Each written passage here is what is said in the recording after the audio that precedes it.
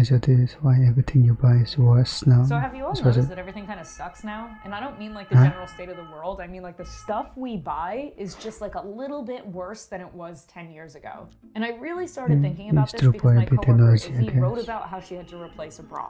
Okay. So I'm going to do what any normal person would do, which is buy the exact same thing from the exact same place. And then after a few weeks, it just kind of fell apart. So this kind of started me on like this journey of like, okay, I'm hearing anecdotally from like so many people that I talk to like in my life, from coffee machines, phones, computers, sweaters. They all tear or break or like explode way sooner than they used to. So what's going on? Is there a way to climb out from under this pile of consumer trash?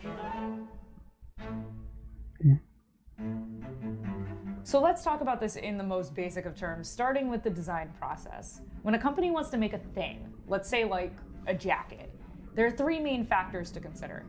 Functionality, does it work? Appearance, does it look good?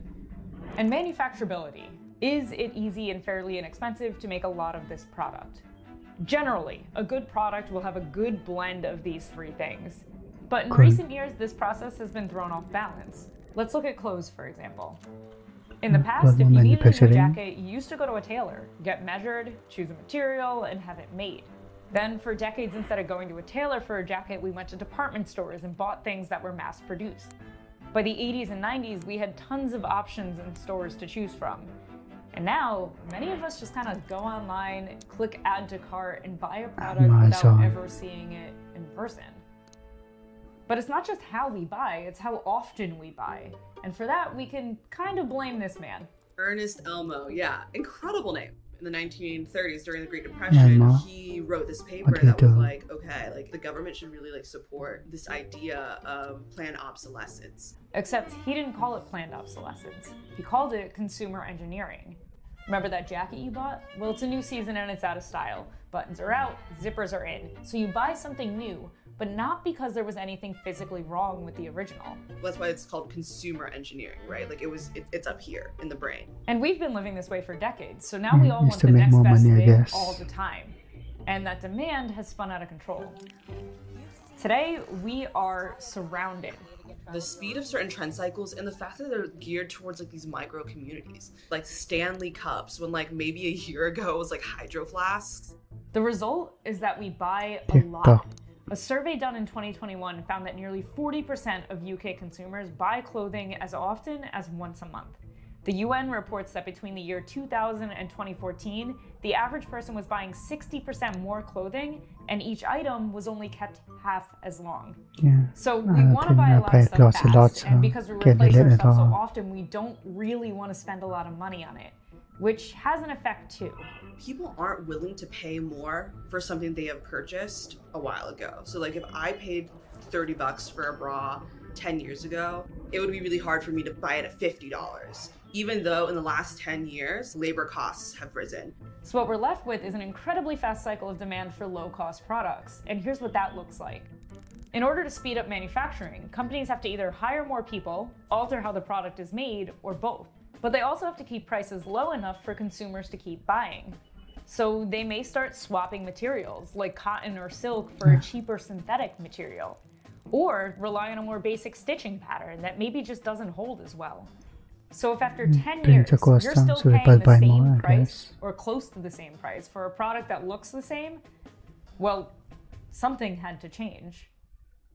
So you might say, okay, Kim, fashion trends are moving too fast and we buy too much stuff. I get it, but why does my washing machine suck? And that's a great question. Let's talk about technology.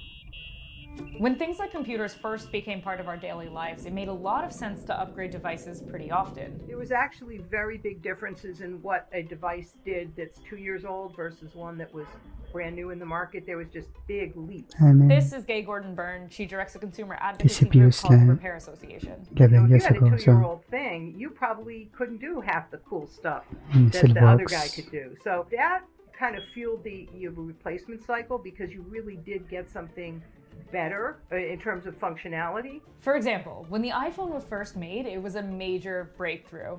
Subsequent phones up to a point responded to major technological leaps. Like, look at the difference between the 3GS and the 4. The iPhone 4 had a way better resolution and a front-facing camera.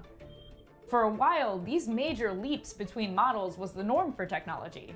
But we're not making those giant changes as often anymore. Instead, partly to make us want to buy more things, companies make very minor adjustments year after year. So the dryer you own may now play a fun little song at the end of a cycle instead of screaming. And now, as devices advanced and got increasingly complicated, there was another problem for consumers. All these things started to come into the world. They didn't come in with repair tools. They came in to be thrown away. Basically, when this stuff breaks, it's often intentionally impossible to repair. Because if you buy something that has a computer chip in it or a circuit board or whatever, you probably can't make one in your garage. So you're very reliant on what the manufacturer will agree to sell. And very often they don't agree to sell parts, diagnostics, or even give you a diagram. But sometimes it really just is impossible to fix because they cut corners just like in fashion, replacing metal and screws with plastic and glue.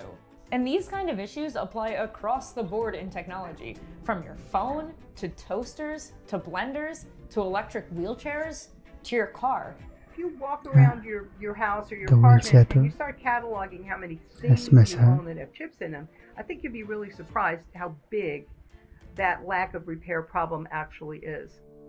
I want people to feel hopeful. Yes, this is something that's like out of our control in some ways and not out of our control in others. I don't want you to feel guilty for like partaking in this system when like so many people even kind of brought up culturally to think in this way or to buy in this way.